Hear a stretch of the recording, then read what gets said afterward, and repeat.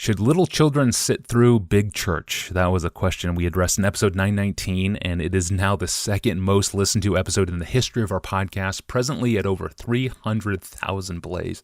Amazing. It raised a number of follow-up questions in the inbox, like this one from Ryan.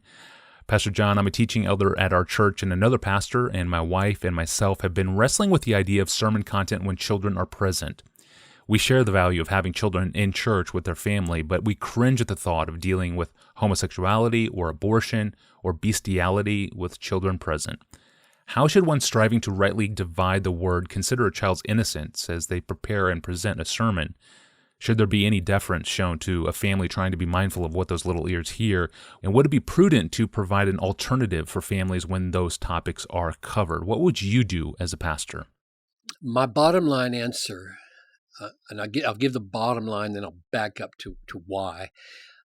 My bottom line answer is that sometimes a church needs to hear a sermon that deals with such graphic and explicit detail concerning a kind of human depravity that arrangements should be made for the parents to be notified that such a sermon is coming, so that they can decide whether they want their children present. And I think the leaders of the ministry to children probably will want to discern whether special alternatives that morning should be made for the children or not. So that's my bottom line answer. Now, let me explain the principle behind it. That's as important, more important. I've argued in another podcast why I prefer and think it's good to have little children, say from age 4 on, in the worship service with the parents or some responsible adult. And so I'm not going to argue for that here, just point people to those resources. So that means I do expect children are going to be constantly hearing words and concepts and experiences they do not understand. I think that is good. I think that's what it means to be a child. The aim is that little by little, parents are clarifying for the children what they've been hearing so that the children grow into things that were once above them. But things are more complicated than just whether a concept is hard to understand. The issue is also whether the issue is morally hurtful to the child. So here's an example. Take the sin of greed and the sin of homosexual practice. Both of them, the reason I choose them is because they're both listed together in 1 Corinthians 6 as keeping a person out of the kingdom if they are pursued without repentance. So greed and homosexual practice have the same horrific outcome when they are embraced in a lifelong lifestyle. Now, should a child hear an extended explanation of greed? And should a child hear an extended explanation of homosexual practice? And by child, I mean something like 5, 6, 7 years old. And my answer is that there is a way that an extended description of greed can be good for a child, but an extended description of homosexual practice can be bad for a child. And one of the differences is this. This child is already greedy, and there is a child form of greed. The child can be shown by the pastor in his preaching or by the parents in application, can be shown this in a simple way by the parents, that he's greedy, he's sinful, he wants more than he should have, or things that would be hurtful to him to have. And he can then be given gospel instructions for how he can begin to overcome his greed. But in the vast majority of children, I'm going to say 98+%, just the vast majority, there are no homosexual desires at that age that need stopping, because the child is normally developing unselfconsciously into a typical heterosexual young person, as it should be. An extended and detailed explanation in a sermon of the evils of homosexual practice would require a child to be exposed at a very tender and formative age to possibilities of sexual experience he should not have to bear.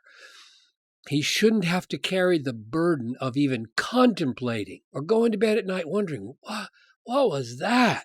Am I that? Should I consider that? He shouldn't even have to face those questions at 5, 6, 7, 8 years old. I wish he didn't ever have to face them, but terribly difficult if a child is dropped into that cesspool at a very, very early age.